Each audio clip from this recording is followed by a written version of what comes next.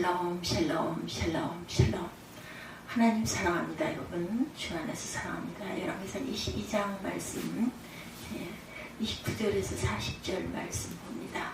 하나님이 없이 최선을 다했을 때 결과가 어떠했는지 함께 은혜를 나눕니다. 이스라엘과 유다가 남북 왕국을 이루고 있을 때였어요.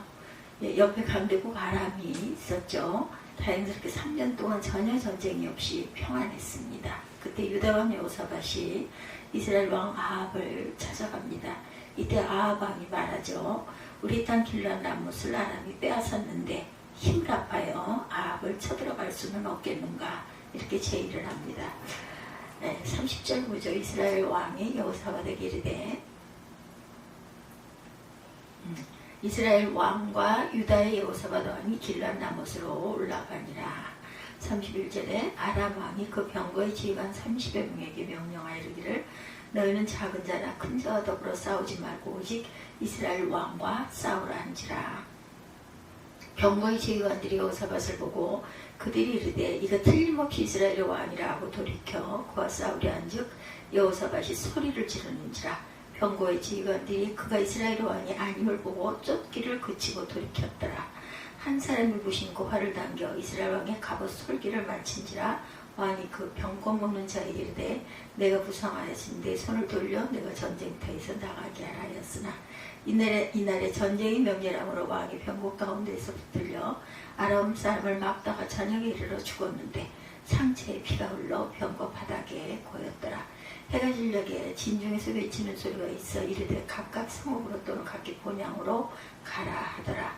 왕이 이미 죽음에 그의 시체를 메어 사마리아에 이르러 왕을 사마리아에 장사하느라. 그 병거를 사마리아 못에서 씻음에 개들이 그의 피를 핥았으니 야훼께서 하신 말씀과 같이 되었더라. 거기는 창기들이 목욕하는 곳이었더라. 아합의 사람은 행적과 그가 행한 모든 일과 그가 건축한 상하군과 그가 건축한 모든 성읍은 이스라엘 왕 역대 지략에 기록되지 아니하였느냐. 아합이 그의 조상들과 함께 자매 그의 아들 아하샤가 대신하여 왕이 되니라. 이렇게 아합이 죽고 아들 아하샤가 왕이 된 내용까지, 이 내용이 29절에서 40절 말씀이죠. 이제 유다 왕 여호사밧이 이스라엘 왕 아합을 찾아갑니다. 이때 아합 왕이 말하죠. 길르앗 라못을 다시 빼앗자. 이 말을 듣고 여호사밧이 나는 당신과 일반이요 내 백성은 당신의 백성과 일반이요 내 말들도 당신의 말들과 일반이며 내 거 다 당신 거나 마찬가지요. 그리고 여호사밧 왕은 아합에게 아람을 쳐들어가는 것이 하나님의 뜻인지 아닌지 물어보자.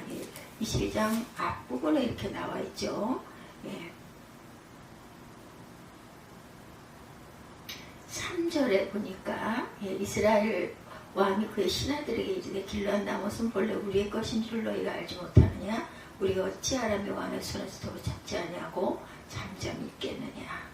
여호사밧에게 이르되 당신은 나와 함께 길르앗 라못으로 가서 싸우시겠느냐. 여호사밧이 내 백성은 당신 백성과 같고 나는 당신과 같고 내 말들도 당신의 말들과 같다. 여호사밧이 또 이스라엘 왕에게 이르되 청하되 먼저 야훼 말씀이 어떠한지 물어보소서. 하나님께 묻자. 이렇게 제의를 하는 거죠. 아합은 거짓 선지자 400명쯤을 모아놓고 길르앗 라못을 찾기 위하여 쳐들어가는 것이 하나님의 뜻인지 물어보았어요. 거짓 선지자들이기 때문에 대답을 온전하게 안 하죠. 올라가소서 주께서 그 성을 당신의 손에 붙이시리이다. 심지어 시드기야라고 하는 거짓 선지자는 철로 뿔을 만들어 가지고 와서 시청각으로 예언을 합니다. 이 철불로 적을 문제없이 묻힐 것이다. 이렇게 말합니다. 여호사밧 왕은 아무래도 이상해요. 그래서 아합 왕에게 다시 묻습니다. 이들 선지자들을 말고 우리가 물을 만한 야훼 선지자는 또 없는가. 아합이 말하죠. 미가야라는 선지자가 있는데 항상 불길한 예언을 하고 있어. 그래서 내가 미워합니다. 여호사밧이 그런 소리 말고 그를 불러오십시오. 그래서 미가야 선지자를 불러오죠. 미가야는 진실되게 예언합니다. 하나님의 말씀을 그대로 전하죠. 그러나 미가야는 진실을 얘기해요. 전쟁을 하게 되면 왕이 죽게 된다 말합니다. 미가야 예언을 듣고 시드기야는 미가야 뺨을 칩니다. 그리고 자기들의 예언이 맞는다. 아합도 화가 났어요. 그래서 이놈을 우리가 두고 내가 평안하게 돌아올 때까지 고생의 떡과 고생의 물을 먹이라 가뒀어요. 그리고 전쟁을 하러 갑니다. 아합이 변장을 하죠. 그리고 여호사밧 왕에게 나는 변장하고 군중으로 들어가려 하노니 당신은 왕복을 입어라 이렇게 얘기를 합니다. 그때 한 사람이 우연히 활을 당겨서 이스라엘 왕의 갑옷 솔기를 쏘았고 아합은 그 전쟁에서 그 활에 맞아서 피를 흘려서 죽고 말죠. 예, 하나님의 말씀을 무시하고 아합이 나가 싸우다가 우연히 날라온 화살을 맞고 죽고 만대요. 하나님 없는 작전은 완전한 실패입니다. 첫 번째, 연합해도 안 된다. 하나님을 무시하고 연합해도 안 됩니다. 하나님 없는 최선은 무효였다. 아합과 여호사밧 왕이 합하였습니다. 유다와 이스라엘이 연합군을 만들었고 결론은 실패였다. 아무리 힘을 합하여도 하나님의 뜻을 무시하면 이렇게 실패한다라는 것. 그리고 400명 거짓 예언자들이 일제단결하여 연결하여 한 목소리를 냈다 할지라도 진실한 선지자 미가야 하나만 못했다. 연합하여도 하나님이 함께 하시지 않으면 어쩔 수가 없다. 나는 우리 민족을 하나님 축복하실 줄 믿는다. 하나님을 기초로 세워진 나라였기 때문이에요. 애국가에 하나님이 보호하사 우리나라 만세라는 구절은 우연이 아니라는 것, 하나님이 역사하신 보이지 않는 손길임을 믿습니다. 그리고 우리나라 첫 국회가 열리던 날 기도로 시작했다는 거죠. 1948년 5월 31일 우리나라 역사상 첫 국회가 열렸어요. 그때 임시의장은 이승만이셨고 이승만은 갑자기 회의를 시작하기 전에 말합니다. 우리는 대한민국 국회를 조직하였습니다. 첫 국회를 열면서 독립을 주시고 국회를 주신 하나님께 감사드리고 시작하여야겠습니다. 첫 국회를 열면서 하나님께 감사하자 이렇게 말했어요. 예. 이윤영 의원이 나와서 기도해 주시기 바랍니다. 이윤영 의원은 목사님이셨고 국회의원 모두가 일어납니다. 그때 기도문이 속기록의 기록으로 남아있다 그러죠. 일부분을 인용해 보면 우주 만물을 창조하시고 인간의 역사를 섭리하시는 하나님 아버지, 이 민족을 돌아보아 주시고 이 땅을 축복하셔서 감사에 넘치는 오늘이 있게 하심을 감사합니다. 오랜 세월 동안 이 민족의 고통과 호소를 들어주심 또한 감사합니다. 정의의 칼을 빼셔서 일본의 폭력을 굽히시게 하심을 감사합니다.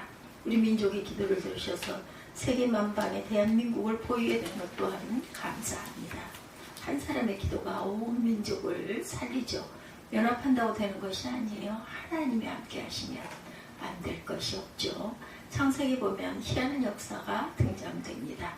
네 왕이 연합하여 다섯 왕과 싸우는 장면이 창세기 14장에 등장하죠. 14장 1, 2절을 보면 창세기입니다. 당시 신할 왕 아므라벨과 엘리살 왕 아리옥과 엘람 왕 그돌라오멜과 고인 왕 디다리 소돔 왕 베라와 고모라 왕 비르시와 아드마 왕 시납과 스보임 왕 세메벨과 벨라 곧 소알 왕과 싸우니라 이렇게 나와 있어요. 그런데 소돔 고모라 왕이 속해 있는 연합군이 졌어요. 그래서 소돔에 살고 있는 롯이 포로로 잡혀갑니다.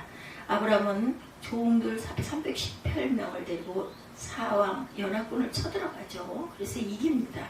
그래서 롯을 도로 찾아오는 이러한 내용이 기록되어 있어요. 일본, 중국, 몽골, 이북 4개국 연합군을 데리고 나가 싸워 이겼다면 세계가 믿겠는가? 연합이 중요한 것이 아니라 하나님이 함께 하느냐 그렇지 않느냐가 중요하죠. 홍해 앞에서 이스라엘 백성들이 모여 있어요. 바로가 군대를 이끌고 잡으려고 쫓아옵니다. 200만 명이나 되는 모세를 죽이려고 하죠. 200만 명이 하나가 되어서. 그러나 하나님은 모세 편이었다. 모세가 이깁니다. 연합한다고 되는 것이 아니라 한 명이라도 하나님이 함께하는 편이 승리합니다. 예언해도 안 돼요. 연합해도 안 되고 예언해도 안 되고 400명 예언자들이 예언합니다. 올라가소서 주께서 그 성을 왕의 손에 붙이시리이다.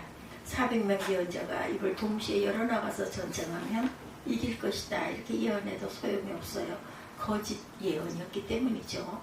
400명 거짓 예언자가 예언한 것이 틀렸다라는 것, 한 사람 진실된 선지자 미가야가 예언한 것이 그대로 이루어집니다. 왕이 아니라 양이 아니라 질이었다는 것이죠. 거짓 선지자들은 라방의 비유를 맞추기 위해서 하나님의 말씀을 전한 것이 아니라 왕이 듣기 좋은 말만 합니다. 할 말을 하지 않고 하지 말아야 할 말을 했어요. 스코틀랜드에 살고 있던 어느 할머니는 늘 자기 마음대로 하지 않고 제비뽑기를 하는 할머니였다고 그래요. 할머니는 실, 단추, 구두꾼을 가지고 이 마을 저 마을을 다니면서 파는 우리나라로 보면 박물 장사, 갈림길이 나오면 항상 막대기를 던져서 막대기가 쓰러지는 방향으로 가곤 했다고 그러죠. 어느 날 길을 가다 보니 갈림길이 나왔어요. 막대기를 던집니다. 쓰러졌어요. 근데 자꾸만 다시 던져요. 그래서 한 사람이 묻습니다. 왜 자꾸만 다시 던지십니까? 할머니가 대답합니다. 나는 저쪽 길로 가려고 하는데 막대기가 자꾸 다른 쪽으로 가라고 하네요. 400명은 왕의 마음에 드는 예언을 하였지만 미가야는 하나님의 마음에 드는 예언을 했어요. 아합은 공정하게 물어보는 것 같아요. 내가 전쟁으로 가느냐 가지 말아야 하느냐. 그러나 아합이 어떤 대답을 듣기를 원하는지 알고 있는 400명 거짓 선지자들은 아합의 마음에 드는 대답을 해줍니다. 그러나 미가야는 점점 당당하게 하나님 말씀을 전해요.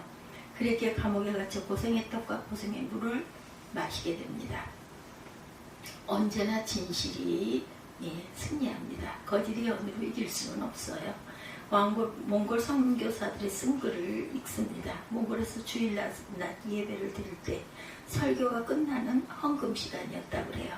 한 성도가 손을 높이 들고 큰 소리로 묻습니다. 선교사님 아무것이나 11조를 드려도 됩니까? 선교사님이 대답합니다. 그럼요. 11조는 하나님께로부터 받은 모든 것의 10분의 1을 하나님께 드리는 것입니다. 그 성도는 대단히 기뻐 웃으며 밖으로 나가더니 큰 자루를 메고 들어와 강대상 앞에 놓습니다. 헌금함에 넣을 수가 없어 강대상 앞에 놓는다는 거예요. 모두가 궁금해하기에 목사님이 내려가서 풀어보니 소똥이었어요.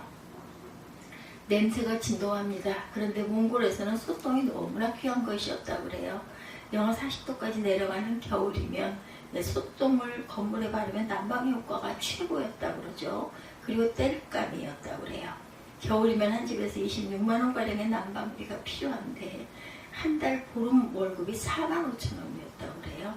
5달 월급 정도가 난방비로 나가는 것입니다. 그래서 소똥은 아주 귀한 물건이었다고 합니다.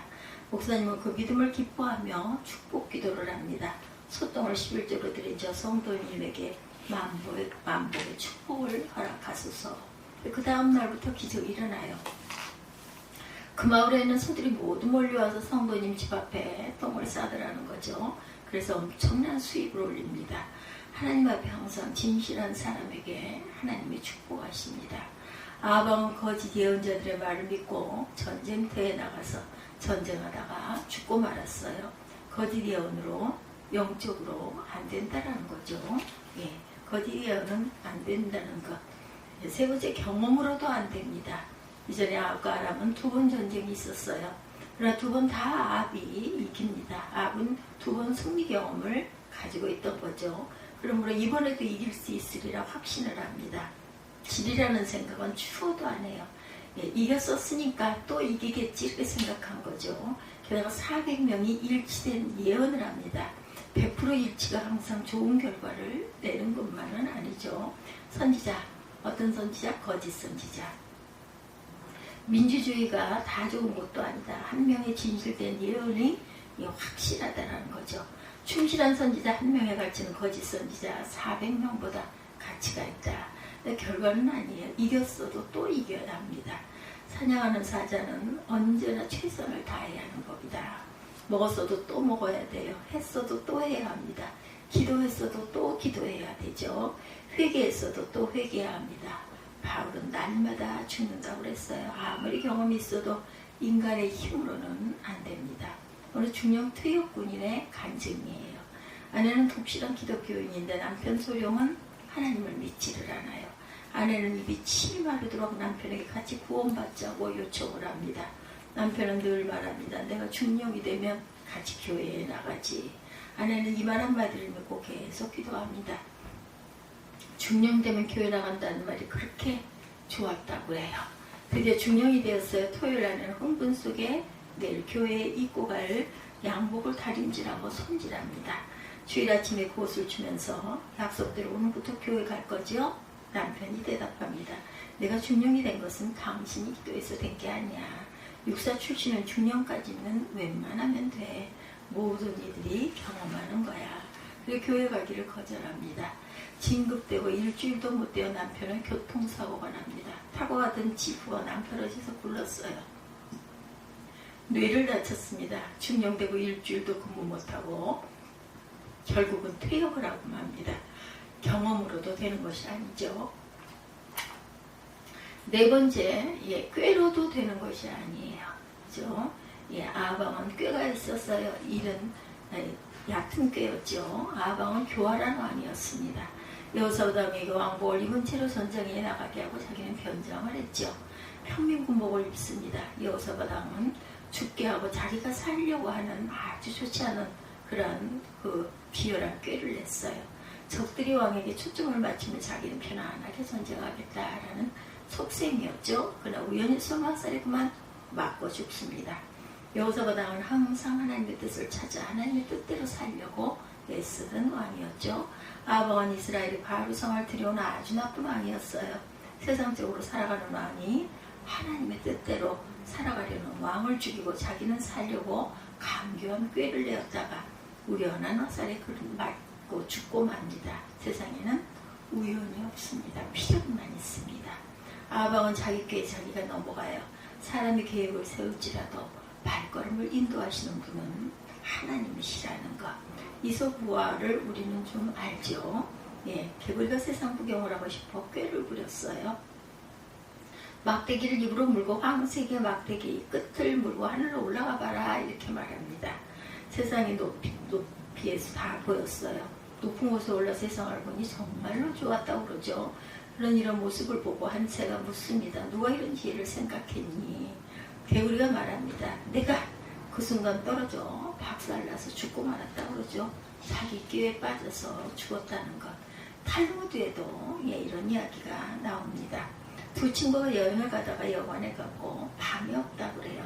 헛간이라도 빌려달라고 침대를 임시 하나를 놓았다고 그러죠. 약삭빠른 친구가 침대를 차지하고 다른 친구는 선반 위에서 자게 되었다고 그래요. 근데 술 취한 군인들이 몰려들어서 방으로 오더니 한 군인이 침대에서 자고 있는 친구를 죽기 직전까지 패주었다고 그러죠. 공연한 시비를 걸어요. 그 친구는 군인들이 또 들어오면 맞을 것 같아서 꾀를 부립니다. 다른 친구에게 나 혼자만 침대에 들어서 미안하다. 나랑 교대하자. 그래서 바꿔자는데 그 군인이 오더니 말하더랍니다. 아까는 침대에 있는 녀석을 팼으니 이제는 선반 위에 있는 녀석을 패줘야 되겠군. 그리고 끌고 나가 또 패주었다고 그러죠. 인간의 얕은 지혜로도 안 된다는 거죠. 아방은 꾀를 부렸어요. 그러나 안 됩니다. 우연한 화살이 그를 죽이고 말죠. 나는 오늘 자매님의 간증을 들었습니다. 그의 기도 제목 제1호는 남편 구원이었다고 그러죠. 그래서 믿지 않는 남편이 교회에 나오게 해달라고 기도를 언제나 어디서나 제일 먼저 했다고 그래요. 남편은 참으로 그런 면에서 교활한 사람이었어요. 이리 핑계 저리 핑계를 대고 교회를 빠지고 안 나옵니다. 도무지 나올 생각을 안 해요. 그러던 어느 날 교회에서 부흥회가 있었다고 그러죠. 밤늦게 퇴근해보니 아내가 아직 교회에서 돌아오질 않았어요. 남편이 술 취한 중에 교회로 갑니다. 기도 중에 가만히 교회로 들어가 보니 자기 아내 머리를 잡아 끌고 나왔다고 그래요. 취중이라 정신이 없었어요. 그리고는 머리를 벽에 몇 번 쥐어박았습니다. 아내는 소리를 질러요. 사람 살려. 목소리를 듣고 본 자기 아내가 아니더라죠. 알고 보니 경찰서장의 아내였다고 그래요. 경찰서장 아내는 영문도 모르고 건물에 머리를 부딪혀서 아주 중상을 입습니다. 소리를 지릅니다. 교회 나오든지 경찰서 유치장에 들어가든지 둘 중에 하나를 선택해요. 그 남자는 발발 빌면서 교회 나오겠다고 약속을 했고 남편은 자기 꾀에 자기가 그만 빠지고 말았던 거죠. 자기 환원 함정에 빠지고 맙니다. 남편은 그 다음 주일부터 아무 소리 하지 않고 교회를 다녔다 그러죠. 그 아내의 기도가 이렇게 이루어진 거예요. 우리가 상상하기 어려운 일들로 이루어지죠. 자기를 믿고 사는 사람은 실패합니다. 늘 하나님을 의지해야 되겠죠. 연합해도 예언해도 경험으로도 꾀로도 안 된다라는 것. 오직 하나님 중심의 미가의 예언이 그대로 이루어집니다. 미가는 잠시 감옥에서 고생했던 고생의 물을 마셨지만 영적으로 충만한 선지자로 추앙을 받았어요. 미가는 바른 소리라고 감옥에서 고생의 떡과 고생의 물을 마실 때 육신은 고생스러웠어도 영적으로는 아주 당당했을 거예요. 예, 어떤 3.1절 주간이었다고 그러죠. 몇 년 전. 그래서 안중근 의사 이야기를 읽었다고 합니다. 이런 이야기가 전해지고 있어요. 안중근은 1909년 초대 조선 통감이었던 이토 히로부미를 암살하고 1910년 2월 14일 사형 선고를 받아요. 그리고 여순감옥에서 3월 26일 사형이 집행됩니다. 안중근 의사 아버지는 서당 선생님이셨다고 그러죠. 그때 서당 혼정은 아주 엄함의 상징이었다고 그래요. 안중근 아버지도 상당히 엄한 분이셨고 어느 날 안중근이 잘못하여 아버지가 그렇게 아끼시는 벼루를 떨어뜨려 그만 깨뜨리고 말았어요. 아버지가 워낙 아끼던 벼루라 온 집안 식구들이 근심을 합니다. 그때 하인이 와서 말하죠. 도련님, 내가 깨뜨렸다고 하고 내가 벌을 받겠습니다. 안심하세요. 이때 안중근이 말합니다. 고맙지만 아니다. 그리고 아버지가 돌아오셨을 때 무릎을 꿇고 제가 실수로 아버지 벼루를 떨어뜨려 깨뜨렸습니다. 안중근은 종아리에 피가 나도록 매를 맞아요. 하인이 들어왔을 때 종이에 안중근이 말합니다. 종에게 종아리는 아픈데 마음이 편하다. 이것이 미가의 심정이었을 것입니다. 고생스러웠어도 영적으로 충만했고 나는 마지막으로 외칩니다. 하나님 없는 최선은 헛수고라고. 아합과 달리 여호사밧은 늘 참된 예언자를 찾죠. 잘못이 나타나면 즉각적으로 회개합니다. 그리고 진실되게 살았어요. 아합은 죽었지만 여호사밧 살아남아 선정을 베풀죠. 하나님이 함께한 승리가 참 승리라는 것. 하나님이 함께한 승리가 참 승리입니다. 기도하시겠습니다.